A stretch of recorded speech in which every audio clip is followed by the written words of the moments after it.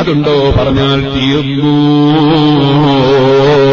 ഇമാം ബൂസരി ബുറുദ ബൈത്ത് മുഴുവനും ചൊല്ലിക്കഴിഞ്ഞു. പക്ഷേ ഒരാളെയും കേൾപ്പിച്ചിട്ടില്ല, വീട്ടിൽ കിടന്നിട്ട് ചൊല്ലിയാണ്.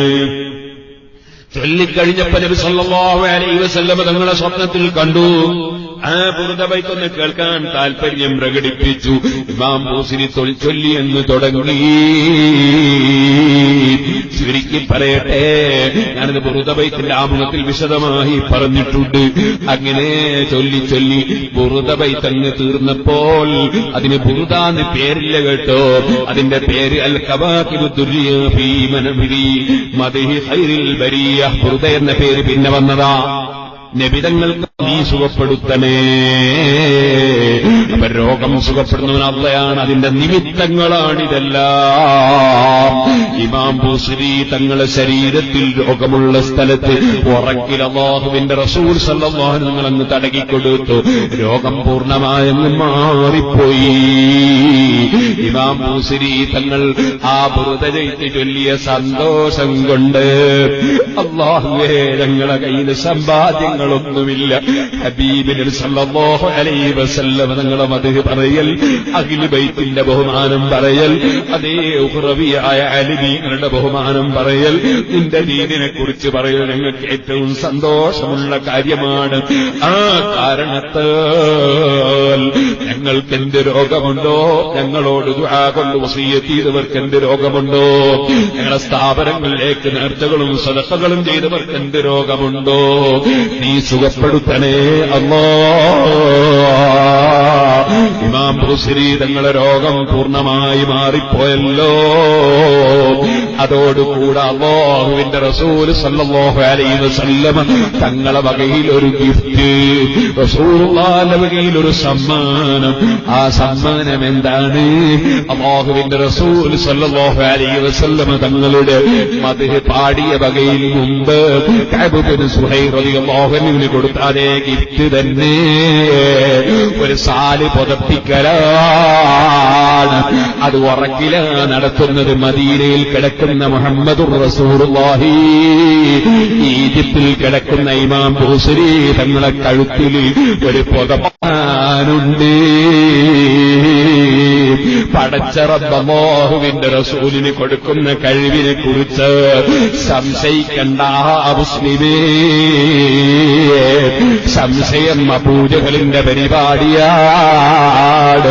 ചുരുങ്ങിയ സമയം കൊണ്ട് മസ്ജിദുൽ അഖ്സയിലും ആകാശ ലോകത്തും മുഴുവനും പോയി തിരിച്ചു വന്നത് പറഞ്ഞപ്പോ സംശയിപ്പിക്കാൻ നടന്നത് അബൂജഹലല്ലേ? സിദ്ദീഖുൽ അക്ബർ തങ്ങൾക്ക് സംശയമുണ്ടായില്ലല്ലോ. അതാ ഇമാം ബൂസരി അവിടുത്തെ കഴുത്തിൽ പുതപ്പ് കാണുകയാണ്. നേരം വെളുത്ത് അതാ ഈജിപ്തിന്റെ ടൗണിലൂടെ ഇമാം ബൂസരി പോകുന്നു. ഒരു മഹാപണ്ഡിതൻ കാണുന്നു. അബുർറജാ റളിയല്ലാഹു അൻഹു ആണ്. അബുർറജാ തങ്ങൾ കണ്ടപ്പോ സലാം ചൊല്ലിയിട്ട് പറയുന്നു, അല്ലാഹുവിന്റെ റസൂൽ സല്ലല്ലാഹു അലൈഹി വസല്ലം തങ്ങളെക്കുറിച്ച് നിങ്ങൾ ചൊല്ലിയ പദ്യമൊന്നെനിക്ക് തരൂ. അബുർറജാ തങ്ങൾ ചോദിക്കുന്നു, ഏത് പദ്യം? മുഗരിയയാണോ ഹംസിയയാണോ?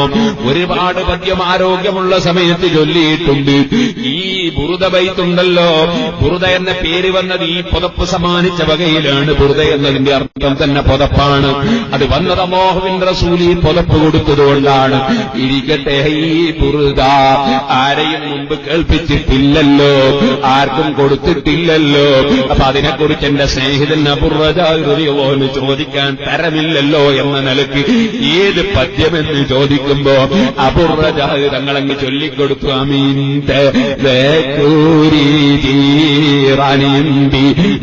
سلامي مزجت دمعا جرى بمخلة بدمي എന്ന് തുടങ്ങുന്ന പദ്യമാണ് ഇമാം ബൂസരി. പിന്നെ ഇനെ ഹഫിൽതഹു, നിങ്ങൾ എവിടുന്നാ ഇത് മനഃപ്പാടമാക്കിയത്?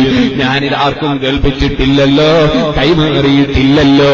നിങ്ങൾക്ക് എവിടുന്ന് ഈ പദ്യം കിട്ടിയെന്ന് ചോദിക്കുമ്പോ മഹാനവറുകളെ മറുപടി, ഇന്നലെ രാത്രി അഷ്റഫുൽ ഖൽഖ് സല്ലല്ലാഹു അലൈഹി വസല്ലമ തങ്ങൾക്ക് നിങ്ങളത് ചൊല്ലിക്കൊടുത്തപ്പോൾ കരിമ്പിന്റെ തണ്ട് കാറ്റിലാടും പോലെ ആ മദ്ഹ് കേട്ട് അല്ലാഹുവിന്റെ റസൂൽ ആടുന്നത് ഞാൻ കണ്ടിട്ടുണ്ട്.